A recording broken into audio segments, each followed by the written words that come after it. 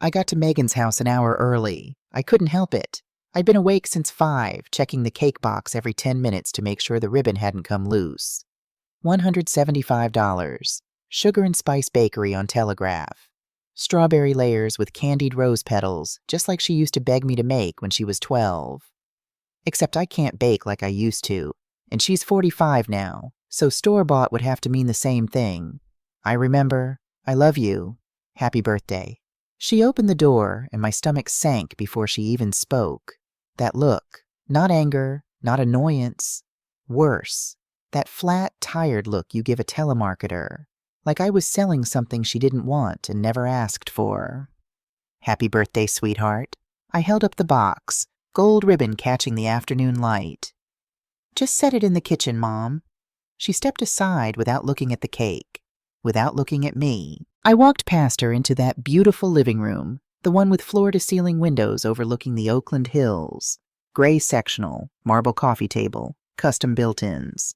The house I'd helped them buy 5 years ago with a check for $135,000. My hand had shaken so badly at Wells Fargo that the manager, a kind woman named Lisa, had brought me water. That's a lot of love, she'd said, watching me sign. Yes, I'd thought, it is. I thought we could do candles after dinner, I said now, trying to sound light. Dylan could grill some. We need to talk. Megan's voice was flat. Before people get here. My nurse instincts kicked in, that sixth sense you develop after 40 years in the ER, the tone that means bleeding, crashing, code blue. Of course, I said carefully. Whatever you need, honey. She stayed standing. I sat on the sectional, hands folded in my lap like I was waiting for test results. I've been thinking about what would actually make me happy, she said. Slow, deliberate, like she'd practiced this. And it's not gifts. It's not trips or jewelry or any of that. Then tell me what you want.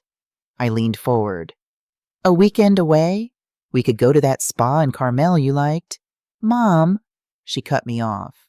The one thing that would make me truly happy, she paused, looked me right in the eye, is if you just died. The room went silent. No cars outside, no birds, just that sentence, hanging in the air like smoke. I couldn't breathe. What? I mean it. Her voice didn't waver. I'm exhausted. Your phone calls 3 times a day. The texts at 6 in the morning about vitamins, the pop-ins whenever you feel like it. It would be so much easier if you were just gone. My hand started shaking. I thought about all those double shifts at Highland Hospital. 40 years of bloody scrubs and 12-hour nights so she could have dance lessons and summer camp and a college education that didn't bury her in debt like mine had buried me. I call because I care about you, I managed. Not to control you. You call to remind me I owe you. Her voice rose. You paid for things and now you hold it over me every single day. Every text about checking in is really just you keeping score. Megan, I want to be happy, Mom. And happy people don't have their 72-year-old mothers showing up unannounced 3 times a week. They don't get interrogated about every purchase, every decision. I don't want your advice anymore. I don't want to owe you for one more thing. Ever. Gravel crunched in the driveway. Dylan's Subaru. Megan's whole face changed, like flipping a switch. Let's not make a scene, okay? I don't want Dylan stressed before people arrive. You invited people? My voice came out small. To your birthday? Just a few friends. It's fine. The front door opened. Dylan came in with grocery bags, grinning that easy grin of his. Then he saw us, saw my face. The grin flickered. Janet! Hey, you're early. I was just leaving, I said, standing. My legs felt disconnected from my body. What? But we haven't even... Dylan looked at Megan, back at me. Is everything okay? Everything's fine. Megan's voice was bright now. Fake bright. Mom just needs to go. I stopped at the door, turned back. I never meant for you to feel managed, Megan. I just wanted you to feel supported. There's a difference. She didn't answer, just looked at me like I was a piece of furniture she'd stopped noticing years ago. The drive back to my apartment took 14 minutes. I know because I counted every light, every turn, saying them out loud to keep from screaming. Signal, merge, brake, park. Inside my little one-bedroom in Fruitvale, I sat at my kitchen table, the oak one I'd had since 1987, and pulled out a notepad. For a long time, I just stared at the blank page. Then I wrote, house. Under it, $135,000. I drew a box around those numbers, stared at them until they stopped looking like money and started looking like years of my life. Then I kept writing. Everything. All of it. College, UC Berkeley, 2001-2005. $38,000. 4 years of tuition help because Dad's child support doesn't cover it, Mom, and I really want to focus on my studies instead of working. Starter condo, Emeryville, 2009. $45,000 down payment. She'd cried when she saw the place, said she'd pay me back. Never did. Private high school, Bishop O'Dowd, 1997-2001. $72,000 because the public school wasn't safe enough, and all her friends were going there. Mortgage bailouts, 2020-2024. $14,500 8 different months when Dylan's teaching salary came up short. 8 different times I transferred money at 11 p.m. because the payment's due tomorrow, Mom, and we can't afford a late fee. Orthodontics for the twins. $8,400 new tires. Ours aren't safe. 1-800-Dazers HVAC repair. We're dying in this heat. 4,200 Megan's MacBook. I need it for work. 2,600 medical bills. Dylan's back injury. $5,000. I added it up 3 times, hoping I'd done the math wrong. Total, $434,500. $434,500. I sat back, stared at that number. A financial advisor had once told me something, back when I was 50 and trying to figure out retirement. He'd said, Janet, if you put even half of what you're giving your daughter into a basic index fund, you'd be looking at serious money by the time you're 70. I did the math now. Conservative estimate, 6% annual return. If I'd invested that money instead of giving it away, $587,000. $500,000. I felt sick. My phone buzzed on the table. Megan, please don't come back tonight. People are already here. Another buzz. Megan. We'll talk next week. Don't text Dylan about this. A third. Megan, you always blow things up. Just give me some space. I typed 3 different responses. Deleted all of them. Finally, okay. I set the phone face down. Outside my window, 23rd Avenue hummed with early evening traffic. A bus wheezed past. Someone was grilling. The smell of charcoal drifted through my window screen. Normal life. Everyone else just living their normal Tuesday. At 9 o'clock, I picked up my pen again. Wrote 4 lines. 1. Call the bank in the morning. 2. Ask about joint accounts. 3. Ask what can be separated. 4. Decide what is mine. I stared at that last line for a long time. Decide what is mine. Then, at the bottom of the page, I wrote one more sentence. Tomorrow, I stop being the emergency fund for someone else's life.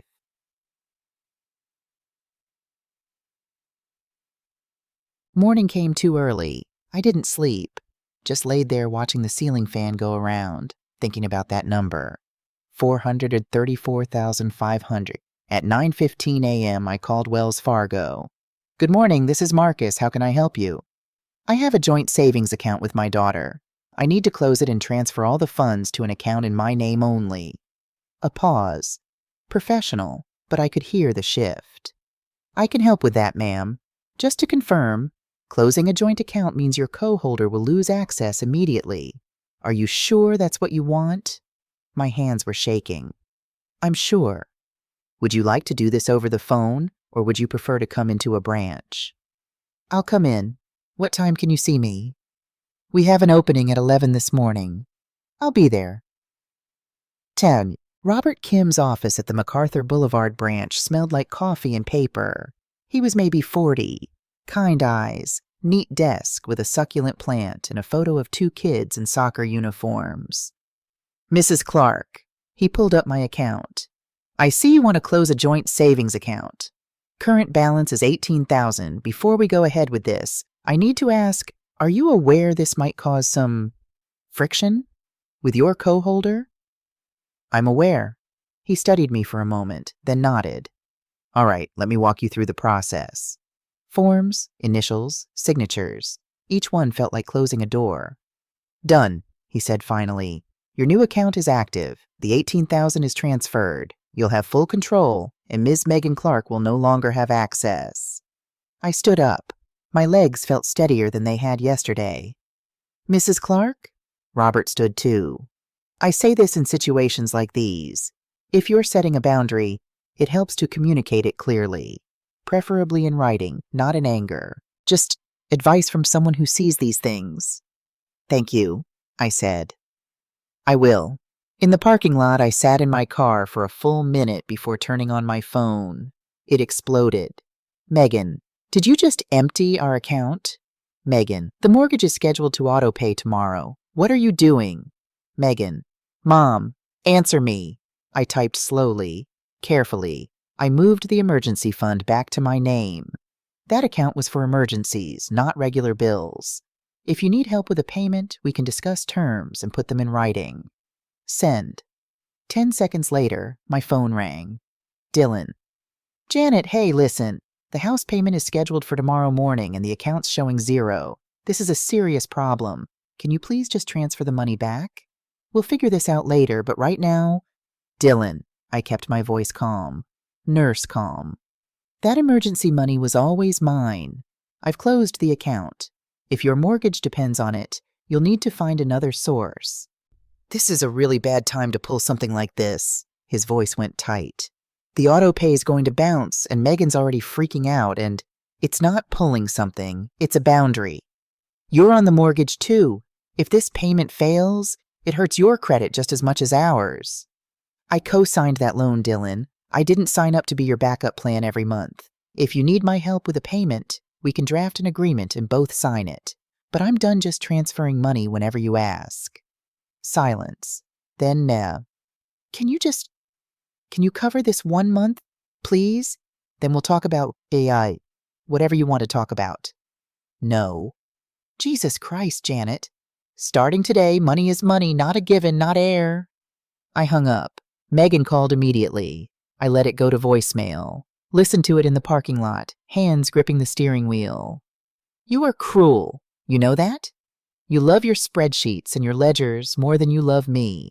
If we lose this house because of you, I hope you're happy. This is on you, Mom. This is all on you. I deleted it. Drove home. Made tea. Sat at my table and called Reverend Patricia Hayes, the woman who'd married me and Robert 38 years ago, who'd buried him 8 years back, who'd been my friend through all of it. Janet, I was just thinking about you. How are you, honey? Patricia, I need a lawyer. Family law. A long pause. What happened? I told her enough. Not everything, just enough. When I finished, she was quiet for a moment. Then, Bill Strauss. He's former military, JAG lawyer. Does family law now? Goes to First Presbyterian. Good man. Fair. I'll text you his number. Thank you. Janet? Her voice softened. Are you absolutely sure about this? I looked at my notepad. The numbers in their boxes, the receipts I'd pulled from my files, now spread across the table like evidence. Patricia, I've never been more sure of anything in my life. Monday morning, 10 a.m., Bill Strauss's office. The man who stood to shake my hand was about 60, gray suit, calm gray eyes. Former military, Patricia had said. You could tell, the way he stood, the way he listened. Mrs. Clark, have a seat. Tell me what brings you in. I slid the title deed across his desk. I'm a co-owner on my daughter's house. She told me last week that her birthday wish was for me to die. I closed our joint account. Their mortgage just failed. I need to know what my legal rights are. He picked up the deed, studied it. You're not just a co-signer on the mortgage. You're listed as a co-owner on the title. That's significant. What does that mean? It means you have leverage. He pulled out a legal pad. How much did you put into this property? $135,000 for the down payment. Another $14,500 covering mortgage payments when they came up short. He wrote quickly. Here's what I recommend. We send them a letter, professional, unemotional, with 2 clear options. Option 1, they buy you out for the amount you've invested, plus reasonable interest within 60 days.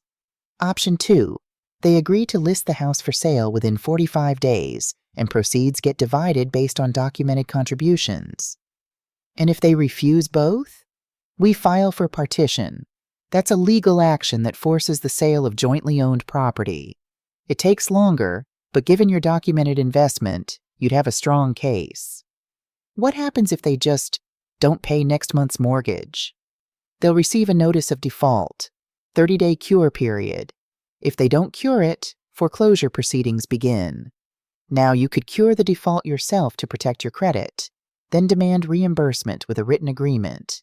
But honestly, I'd wait. Let them feel the weight of their choices. I sat with that for a moment. How fast can you draft the letter? I can have it ready today. Courier delivery tomorrow morning. Do it. Wednesday afternoon. My phone rang. Dylan. Janet, we got your lawyer's letter. Come on, this is extreme. We're family. We don't need lawyers for this. All legal questions need to go through Bill Strauss now. Can we just talk? As family? Please? I can refinance in a couple months, get your name off the mortgage, and... 2 months is just another delay, Dylan. Choose option 1 or option 2 by the deadline in the letter. You're going to blow up our lives over this. Megan's devastated. The twins are asking questions. I'm not blowing anything up. I'm asking you to make an adult choice. Buy me out or agree to list the house. Those are both reasonable options. You don't have to be this hard. I have to be this clear. I hung up. Thursday. Text from Megan. Got your letter. This is revenge dressed up as legal paperwork. You want to humiliate us in front of everyone. I didn't reply. Another text. We don't need a lawyer, Mom. We need a mother. I set the phone down. Walked away. Friday morning. I booked a trip. Switzerland. 10-day senior walking tour around Lake Lucerne. $2,400. Plus an add-on. Private consultation with Dr. Rebecca Foster, an American financial advisor who works with expat retirees in Zurich. $850. I needed distance. I needed clarity. I needed to figure out who I was when I wasn't being someone's emergency contact. Departure. Next Tuesday. Saturday. 10 days after I closed the account. Dylan called, panicked. The bank sent a notice of default. 30 days to cure or they start foreclosure proceedings. Janet, please. Then cure it. With what money? You took our emergency fund. That was my emergency fund, Dylan, and you need to figure this out. You're really going to let us lose this house? I'm going to let you make adult decisions. You have options. Use them. Sunday. Reverend Patricia called. Megan came to church this morning. She was crying in the parking lot. Says you've declared war on her. I sent her clear options, Patricia. That's not war. That's boundaries. She's struggling. So am I. For 45 years, I've put my oxygen mask on her first. I'm suffocating. A long pause, then quietly. I'm proud of you, Janet. That made me cry. Monday morning, I was packing for Switzerland when my phone rang. Unknown number. Mrs. Clark, this is Robert Lang from the Mortgage Servicers Legal Department. We've noted some changes in payment patterns on the property at 4782 Piedmont Avenue. We need to speak with you about. Direct all questions to my attorney, William Strauss. I gave his number. Hung up. My hands didn't shake. That night I wrote in a small notebook I'd bought for the trip. Rules for the rest of my life. 1. Do not give money under pressure. 2. Do not fix problems I didn't create. 3. Do not lend without written terms. 4. Do not apologize for protecting myself. I taped it inside the front cover. Tuesday morning, 6 a.m. SFO Airport. My phone showed 47 missed calls. I turned it to airplane mode. Watched Oakland disappear beneath the clouds. Somewhere down there, Megan was panicking. Dylan was scrambling, and for the first time in 45 years, it wasn't my emergency to fix. I leaned back in my seat, exhaled. Lucerne, Switzerland. Day 1. The air hit me first, clean and cold, smelling like water and old stone. Our group of 8 gathered in the hotel lobby. Senior walkers, all over 65. I was the second oldest. Klaus, our guide, was compact and precise, very Swiss. He counted heads twice before speaking. Welcome, I'm Klaus. Tomorrow we walk the lake path. Gentle pace. Coffee stop at the halfway point. Tonight, rest. Adjust to the time change. A woman next to me smiled. Short silver hair, bright blue eyes, expensive walking shoes. First time in Switzerland? She asked. First time doing anything just for myself in about 45 years, I said. And she laughed. A real laugh, not polite. Good reason to start. I'm Ruth Sanderson, retired English teacher from Boulder, Colorado. Janet Clark, retired ER nurse from Oakland. What are you running from, Janet? The question was so direct it took me back. I'm not running. Everyone on these trips is either running from something or toward something. Sometimes both. She tilted her head. Which one are you? I thought about Megan's face when she said it. I wish you were dead. I thought about that number, $434,500. About the mortgage notice, Dylan's voice when he'd called it a stunt. Both, I admitted. Ruth's smile widened. Honest, I like that. Want to walk together tomorrow? I'd like that. Day 2, lake path. We fell into an easy rhythm. Ruth walked like someone who'd spent her life in mountains. Steady, no wasted motion. The lake stretched beside us, green as bottle glass. Mountains rose on all sides, their peaks still white with snow in June. So, Ruth said after about 20 minutes, what's the thing you're learning? Everyone here is learning something. To stop funding emergencies I didn't create.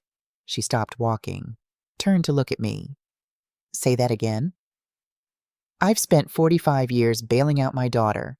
Last week she told me her birthday wish was for me to die. So I closed our joint account. Their mortgage failed. I hired a lawyer. Ruth grabbed my arm, not hard but firm. Write that down, right now. Stop funding emergencies I didn't create. You're going to need those exact words when the guilt starts calling. I pulled out the small notebook I'd brought. Wrote it on the first page in blue ink. What about you? I asked. What are you learning? That I can't rescue everyone. She started walking again. I spent 30 years teaching high school English, another 10 years trying to save my son from his own bad decisions. Bail money, rehab money, rent money, finally realized he doesn't want saving. He wants enabling. The word hit like a slap. Enabling. How many times have you bailed her out? Ruth asked. I stopped counting at 20. And has it helped? No, she just expects more now. Then you're not helping Janet. You're participating in her dysfunction. You're teaching her that consequences are optional. We walked in silence for a while. A cyclist passed us, calling out Gracie in greeting. The sun felt warm on my shoulders. Your phone's buzzing, Ruth said, pointing to my jacket pocket. I pulled it out. 17 missed calls, 12 from Megan, 5 from Dylan. You know what airplane mode is for? Ruth said. This exact situation. I turned the phone completely off. Better, Ruth said. Now you can actually be here. Day 4, hotel lounge, 4 p.m. Dr. Rebecca Foster was American, mid-50s, sharp dark eyes, handshake firmer than most men's. She ordered tea for both of us before sitting down. Janet, tell me where you are financially. No shame, no judgment, just facts. I handed her the notes I'd prepared. Current assets. Savings, $105,000. 401k IRA, $195,000. Apartment, paid off, $280,000. Total $580,000 monthly income. Or a pension, $2,800. Social Security, $1,950. Total $4,750 monthly expenses, $2,800. She studied the numbers for a long time, then looked up. You're not poor, Janet, but you've been acting like someone with unlimited resources to rescue other people. I wanted to help my daughter. How much have you given her? Total. Best estimate. I swallowed. $434,500. Over 45 years. Rebecca set down her pen. Say that number again, please. $434,500. And how much of that has been repaid? None. How much of it was formalized in writing? Loan agreements? Repayment terms? None. She leaned back in her chair. Janet, you didn't help your daughter. You enabled her to never learn how to manage money. And now you're 72 years old with $580,000 in assets when you could easily have over $1 million. The number stung, because it was true. What should I do now? First, stop the bleeding. No more emergency funds. No more bailouts. Period. She drew a quick diagram on hotel stationery. Second, we build a proper allocation. 12 months of expenses in high-yield savings. That's about $34,000. The rest split. 60% in conservative bonds, 40% in dividend-paying stocks. You take a modest draw each month, maybe $200 to supplement your income. And if I do this, in 10 years with modest growth, 4, maybe 5% annually, you could reach $720,000. Maybe more if you stay disciplined. My throat tightened. What if my daughter never speaks to me again? Rebecca's eyes softened. It was the first time she'd looked anything other than professional. Then you'll have $720,000 to live on, and you won't spend your final years worrying about money. But Janet? She leaned forward. She will speak to you. People respect boundaries far more than they respect doormats. It might take time, but she'll come around. And when she does, your relationship will be healthier than it's ever been. I've been a doormat. You've been a mother who loved without limits. That's beautiful. But at 72, you need to love yourself enough to say no. I cried then. Not sad tears, relief tears. Like finally setting down something heavy I'd been carrying for decades. Rebecca handed me a tissue. You're going to be fine, Janet. Better than fine. Day 5, evening. Back in my room, I opened my laptop to check email. One from Wells Fargo. Statement available. Joint emergency account. Closed. I clicked it, scrolled through the last 6 months of transactions before I'd closed it. My blood went cold. April 12, 2400. Memo, Harley-Davidson payment, May 8th, 1-800. Memo, Serenity Med Spa, June 15, $3,200. Memo, Napa Valley Weekend, July 3rd, $2,100. Memo, Apple Store, iPad Pro, X2, August 22, Wyaza 900. Memo, Oakland Hills Golf Club, Dylan Porter membership. Total 11,400. I sat frozen, staring at that second one. Serenity Med Spa, fund $800. Botox, fillers, whatever the hell people get at med spas.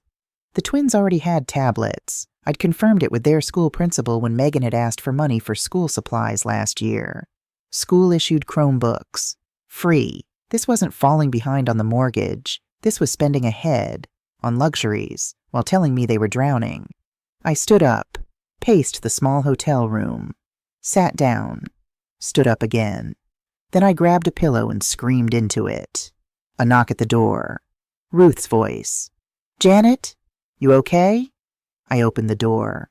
My eyes were probably red. I just found out my daughter spent my emergency money on Botox and golf memberships.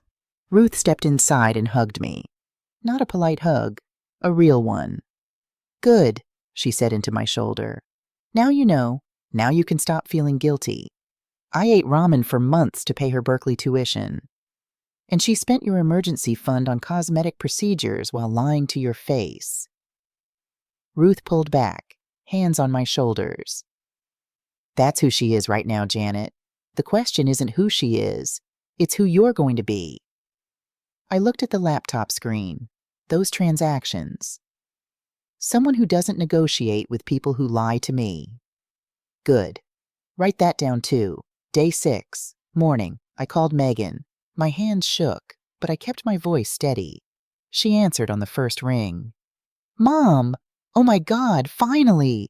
We've been trying to reach you for days. I saw the bank statements. Silence. The joint account, the transactions, Botox, Harley payments, Napa Valley weekends. Mom, I can explain. That was emergency money, Megan, not fun money. Those were emergencies. You don't understand the pressure I'm under. I need to look professional for my clients. And Dylan works so hard, he deserves. You needed Botox more than paying your mortgage on time? You don't know what it's like. Her voice went shrill. All of Dylan's friends have motorcycles, and I can't show up to client meetings looking old and tired. The twins' iPads. Their school provides Chromebooks. I checked with the principal myself. 8 seconds of silence. I counted. So you're investigating me now? Going behind my back? I'm reading statements from an account I had legal access to. You spent $11,400 of my money on luxuries while crying to me about emergencies. Some people would call that fraud, Megan. Fraud? She was yelling now. You gave me access to that account. You wanted to feel needed. You wanted to be the hero. The words hit home. Because they were true. You're right, I said quietly. I did. I taught you that my love came with an open checkbook. That was my mistake. I'm correcting it now. By destroying us? The foreclosure is public, Mom. My clients are asking questions. People at church are gossiping. You're humiliating us. Then pay your mortgage. Sell the Harley. Skip the Botox appointments. Be an adult. I hate you! The scream was so loud I had to pull the phone away from my ear. I wish you had died on my birthday. At least then I'd get your life insurance money and could actually solve my problems. My blood turned to ice water. What did you just say? Silence. I could hear her breathing. Megan, you know about my life insurance? It's not a secret. Defensive now. Caught. You told me years ago you had a policy. I never told you the amount. More silence. Did you look through my documents? When I helped you with your taxes last year, I saw some papers in your file cabinet and what else did you see? Nothing. I just knew you had a $100,000 policy and I thought, if something happened to you, at least the twins would be financially secure. So when you said you wished I'd die, you'd already calculated what you'd gain. No! God, no, Mom, it wasn't like that. I was just angry and I hung up. Sat there shaking. 15 minutes later, I called Pacific Life Insurance. Mrs. Clark, how may I help you today? I need to change the beneficiary on my whole life policy. Policy number 847-2294-103. Keys clicking. I see it here. $100,000 death benefit. Current beneficiary is Megan Clark, your daughter. Who would you like to designate instead? Primary beneficiary, Children's Hospital Oakland Foundation, specifically their Childhood Cancer Research Division. Contingent beneficiary, a trust for my granddaughters, Sophie and Emma Clark. I'll establish the trust when I return to the States. Mrs. Clark, this is a significant change. Are you certain about this? My daughter told me she'd calculated what she'd get when I die. I will not reward that behavior. I understand. I'll process this change immediately. You'll receive confirmation via email within 24 hours. Thank you. I hung up, wrote in my notebook. Some gifts are earned, some are revoked. Day 7. Email from Bill Strauss. Janet. Update. The 30-day cure period expired yesterday. Megan and Dylan made no payment. The mortgage servicer has officially initiated foreclosure proceedings. Notice of default has been recorded with Alameda County. They now have 90 days to redemption, after which the property goes to auction. Auction currently scheduled for February 14th, 2025. M&D have contacted me 3 times asking if you'll cure the default. I've told them you'll only consider it with signed, written terms. They haven't provided anything in writing. Call when you're back in the States. Bill, I forwarded it to Dr. Foster. She replied within an hour. Don't cure it. Let the process run its course. You have all the leverage. Use it. Day 8. Dylan called. Janet, please, just this once. Cure the default and we'll sign anything you want. Anything. Put your proposed terms in writing. Send them to Bill Strauss. I'll review them. We don't have time for lawyers. The foreclosure clock is ticking. Then you should have sent terms last week when Bill first asked. We're trying to get a loan from my parents, but it takes time. That's an adult solution. Good. They're retired, Janet. They can't just come up with $150,000, then sell the Harley, cancel the golf membership, return whatever you can, figure it out. You're really going to let us lose this house? Let your granddaughters lose their home? I'm letting you experience the consequences of your choices. You have options. Use them. Click Day 9. Walking with Ruth. How are you feeling? She asked. Lighter, clearer. I paused. Guilty. The guilt means you're changing a pattern. That's normal. What if I'm being cruel? Ruth stopped walking, turned to face me. Cruelty is punishing someone for sport. Boundaries are protecting yourself from harm. Which one is this? I thought about it. Really thought. Boundaries. Then the guilt is just old programming. Ignore it. We walked past a small cafe where an elderly couple shared one dessert with 2 forks. They were laughing about something. I want that someday, I said. You can have it, but first you have to stop setting yourself on fire to keep other people warm. Day 10, last day in Lucerne. I sat by the lake alone, watching swans glide across the water, wrote in my notebook, things I've learned. Love without conditions. Help with conditions. Freedom requires both. Klaus found me there. You look different than when you arrived. I am different. Good. That's why people come here. To find the version of themselves they left behind somewhere. Flight home. Ruth sat next to me in business class. We'd both splurged. What happens when you land? She asked. I face whatever's waiting. Foreclosure, maybe silence, maybe both. And I'll be okay.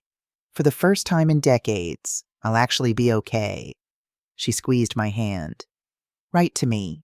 Tell me how it goes. I will. The plane descended through clouds. Oakland appeared below, tiny houses on a grid, the bay like hammered silver. Somewhere down there, Megan was panicking. Dylan was scrambling. And it wasn't my emergency to fix. I exhaled. SFO Airport, Customs, Baggage Claim, BART. My phone, 73 missed calls. I turned it off again. My apartment, 9 p.m. I unpacked slowly, made chamomile tea, sat at my oak table, opened my laptop. Email from Bill sent 2 hours ago. Janet, M&D tried to get a loan. Denied, debt-to-income ratio too high. Dylan's parents declined to help. They're out of options. They've asked to negotiate. Are you willing to meet? I'd be present, of course. Auction is 67 days away. Let me know. Bill. I looked at my Switzerland notebook. At the rules I'd written. Typed back. I'll meet them. 1 hour maximum. You present. Public location. Reverend Patricia as witness. No yelling. If money gets discussed outside of the 2 options in your letter, I leave immediately. Set it up. Janet sent. Close the laptop. Tomorrow would bring whatever it brought. Tonight, I was just a 72-year-old woman who'd finally learned that no was a complete sentence. And for the first time in 45 years, that felt like enough. But tomorrow, I'd have to face Oakland again. Face Megan. Face whatever came next. I wasn't scared anymore. I was ready. The BART ride from SFO to Fruitvale felt longer than the flight from Zurich. Oakland looked the same. Same streets, same faces, but I was different. Bill had already set up the meeting by the time I unpacked. 3 days after I got back. Wednesday, 2 p.m. The cafe was deliberately public. Awaken Coffee on Telegraph Avenue, all windows and bright light. Reverend Patricia sat at a corner table, hands folded like she was about to lead prayer. Bill Strauss beside her, leather portfolio closed. I arrived first. Ordered water, no ice. Sat with my back to the wall. An old ER habit. Always see the exits. Megan and Dylan came in exactly at 2. She looked thinner. Dark shadows under her eyes that no amount of Botox could fix. Dylan's shirt was wrinkled, his usual easy smile nowhere to be found. They sat across from me. Neither could hold my gaze. Patricia spoke first, her pastor voice.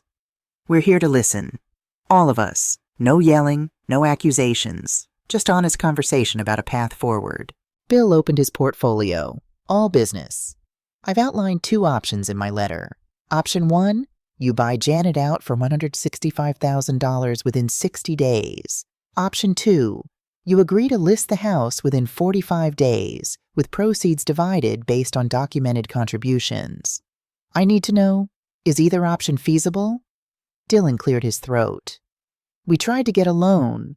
3 banks. All denied. Our debt-to-income ratio is too high.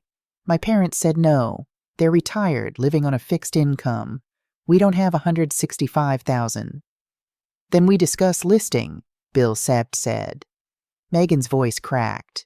If we list, where do we go? Rentals in decent school districts are $3,000 a month minimum. We can barely scrape together $2,400. That's not my problem to solve anymore, I said quietly. Her head snapped up. You really don't care if Sophie and Emma end up in some sketchy neighborhood? I care deeply, which is exactly why I'm teaching them that actions have consequences, that adults pay their bills before they buy motorcycles and Botox. Dylan flinched like I'd slapped him. You saw the statements, he said. Not a question. Every transaction. $11,400 in luxuries while you cried poverty to me. We didn't lie, Megan started. You told me you were drowning. You were spending ahead. I kept my voice level. There's a word for that, Megan. It's called fraud. Silence. The espresso machine hissed behind the counter. Patricia leaned forward. What would a path forward look like? For everyone? I looked at Bill. He slid a single sheet of paper across the table. Janet has agreed to one modification, Bill said. If you sign an agreement to list the house immediately, and I mean this week, and you agree to a fair market listing price with no games, she'll waive the 60-day buyout deadline. You can stay in the house until it closes, but you sign today, right now. Megan picked up the paper. Read it. Her hand shook slightly. We get to stay? Until it sells? Until closing day, Bill said. But you agree to the listing price I recommend. You agree to keep the house clean for showings. And you agree that Janet's share of proceeds, based on her documented $149,500 in contributions, which includes down payment and mortgage bailouts, comes off the top before anything else. Dylan looked at Megan. She looked at me. What are you going to do with your share? Megan asked, something in her voice, not quite accusation, but close. Not your concern. It is if you're just going to throw it away on... Megan! Patricia's voice cut like a knife. Stop talking. Right now. Megan's jaw tightened. She looked at the paper again. At Dylan. Back at the paper. Fine. Where do we sign? Bill produced 2 copies. They signed. I signed. Patricia witnessed all 3 copies. Real estate agent will contact you tomorrow morning, Bill said. Listing goes live by Monday. Do you understand the terms? We understand, Dylan said quietly. He stood. Megan stood. They left without looking back. Patricia touched my hand. You okay, honey? I will be. 2 weeks later. The house listed. $485,000. Good neighborhood. Good bones. Updated kitchen. Multiple offers came in within 3 days. Sold for asking price. All cash buyer. Closed in 28 days. Closing statement. March 15th. I read it 3 times to make sure I understood. Sale price, $485,000. Remaining mortgage, $298,000. Closing costs / fees, $19,000. Net equity, $168,000. Distribution, Janet Clark, $142,000. Down payment, plus documented mortgage contributions. Megan and Dylan Porter, $26,000. Bill called that afternoon. Wire transfers tomorrow morning. Congratulations, Janet. I sat at my kitchen table, staring at that number. $142,000. Not everything I'd put in, but enough. More than enough. Next morning, video call with Dr. Rebecca Foster. Janet, you look different. Good different. The house sold. I recovered $142,000. She smiled, a real smile, not a professional one. Let's add that to your current position. I pulled up my spreadsheet, hands only shaking a little. Current assets. Previous savings, $105,000. House sale recovery, $142,000. 401k IRA, $195,000. My apartment, paid off, $280,000. Total, $722,000, Rebecca nodded slowly. You're now in the top 30% of American women your age for net worth. How does that feel? Surreal. It's real, Janet. And if you stay disciplined, no more bailouts, no more emergencies, you could hit $1 million in 10 years. She paused. What about that studio apartment you mentioned? The rental property. It's small, needs work. Maybe worth $95,000? Sell it. Idle assets don't serve you. Convert it to working capital. 2 weeks later, studio listed and sold. Clean transaction. Cash buyer, no inspections. Closed in 21 days. Net proceeds, $95,000. I updated my spreadsheet with shaking hands. Total net worth, $817,000. I said it out loud to make it real. $817,000. At 72 years old, I was financially secure for the first time in my entire life. April and May, silence. No calls, no texts, nothing. But Reverend Patricia visited every Wednesday for tea. She asks about you, Patricia said one afternoon, at church. She won't text you first, but she asks how you're doing. How is she? Working. Full-time receptionist at a dental office in Hayward. Dylan took a second job coaching youth soccer on weekends. They're in a 2-bedroom rental. It's tight, but Patricia stirred her tea. They're managing. Good. Do you miss her? Every single day, but I don't miss the panic. The 2 a.m. calls. The guilt. Patricia nodded. That's growth, honey. Real growth. Mother's Day, May 11th. I found an envelope under my apartment door. No return address. Handwritten, not printed. 3 pages. I recognized Megan's handwriting. The same looping cursive she'd used since high school. Dear Mom, I won't insult you by saying I didn't mean what I said on my birthday. I did mean it. In that moment, I wanted you gone because seeing you reminded me that I was failing at being an adult. Every phone call, every text, every visit. I felt like a child being checked on, being graded, and I hated it. But instead of telling you that like a grown woman, I took your money and resented you for giving it. Dylan and I both work 2 jobs now. The twins share a bedroom for the first time in their lives. We eat a lot of pasta and rice, shop at grocery outlet. And you know what? We're okay. We're actually talking about money instead of just panicking and calling you to fix it. I don't know if you'll ever forgive me. I don't know if I deserve forgiveness. But I want you to know. I'm learning. Slowly. Badly. But I'm learning. Sophie and Emma ask about you every single week. If you're ever willing, I'd like to try again. With rules this time. With boundaries. With honesty. I'm so sorry, Mom. Love, Megan. I read it 3 times. Cried for 20 minutes. The ugly kind of crying where you can't catch your breath. Then I pulled out my nice stationery and wrote back. Megan, Sunday afternoons, 2 o'clock to 4 o'clock p.m. Lakeside Park by the playground. You, me, and the girls. 3 rules. 1. No money talk. 2. No guilt trips from either of us. 3. If someone breaks a rule, we go home and try again next week. We start June 1st. Love, Mom, June 1st, 2025. Lakeside Park. 1:55 p.m. I spread an old quilt under an oak tree. Brought fresh strawberries in a Tupperware container. Not a $175 cake. Just simple fruit. Sophie and Emma saw me first. They came running across the grass, pigtails flying, shoelaces untied. Nana! They crashed into me with real hugs. No hesitation. No coaching from their mother. Megan hung back by the parking lot, watching. Nervous. I waved. She walked over slowly. Hi, Mom. Hi, sweetheart. We sat on opposite corners of the blanket at first. The twins filled the space between us with chatter about their new school, their shared bedroom. Emma takes up the whole bed. Their mom's job. She has to be nice even when people are mean. After 30 minutes, they ran off to the playground. Megan and I sat in silence, watching them swing. "They made you something," she said quietly, handing me a folded paper. Crayon drawing. 2 stick figures holding hands. Hearts everywhere. "We love you, Nana." My throat closed up. "It's perfect." More silence. Not uncomfortable, just careful. "I saw the insurance change," Megan said.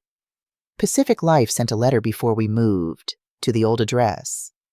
I was going to tell you." "No, you weren't." She looked at me. "And you shouldn't have to. It's your policy, Mom. I deserved it." What I said about calculating. She stopped, started again. "God, I became a monster." "You became someone who learned that money was how I showed love. I taught you that. I taught you wrong. You taught me that love was infinite.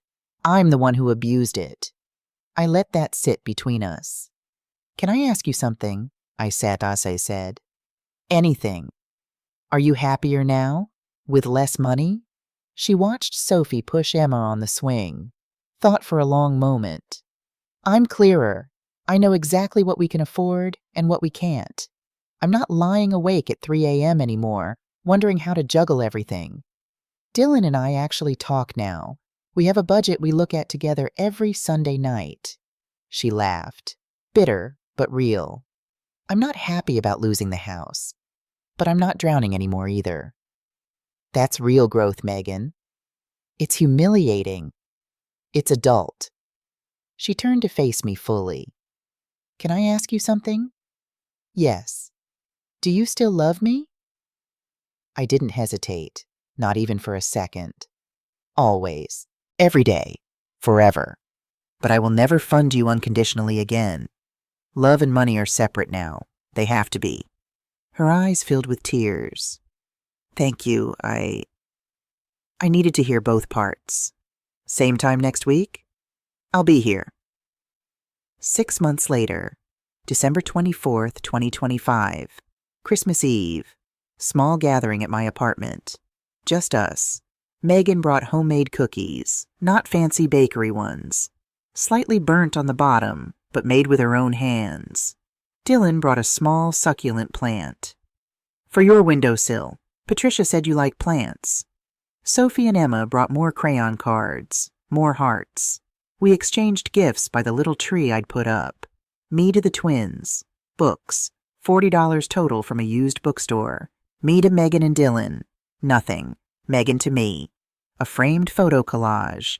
6 photos from 6 Sunday park visits. All of us smiling. Real smiles. Dylan started to say something. "We wanted to get you more, but our budget—" "This is perfect," I said, cutting him off gently. "This is presents." "Not presents." Later, as they were leaving, Megan paused at the door, the twins already heading down the stairs. "Mom?" "Yes, honey?" "I'm proud of you. For what you did. It saved me." My chest felt full, like it might crack open. "I'm proud of you. For doing the work." We hugged. A real hug. The first real one in 18 months. When they left, I stood at my window and watched them get into their used Honda Civic. Watched Dylan buckle the twins into their car seats. Watched Megan look up at my window and wave. I waved back. After they left, I sat at my oak table, the one I'd had since 1987, opened my Switzerland notebook, the one with Ruth's advice and Dr. Foster's numbers and all my rules. Added one final entry: love without conditions, help with conditions, freedom with both. I looked at my phone, do not disturb mode, a boundary I kept now. Looked at the framed photo collage on my wall. 6 Sundays, 6 visits, real connection. Opened my banking app one last time.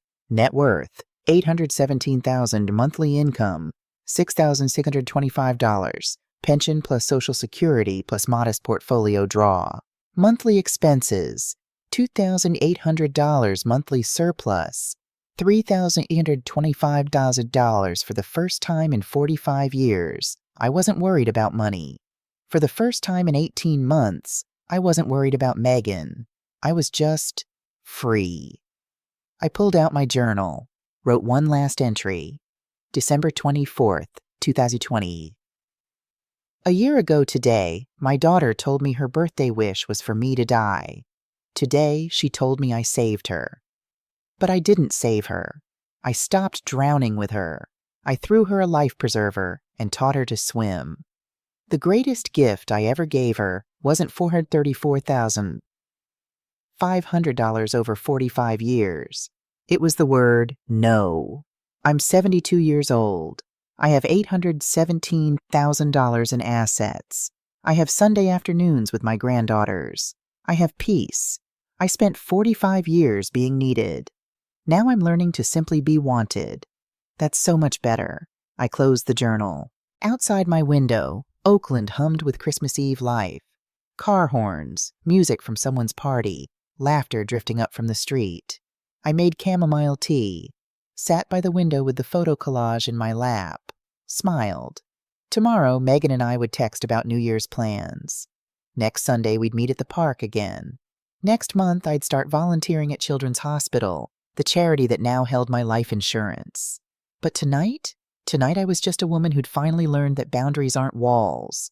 They're bridges, built on truth instead of guilt. And for the first time in longer than I could remember, that felt like enough. More than enough. It felt like home. The end.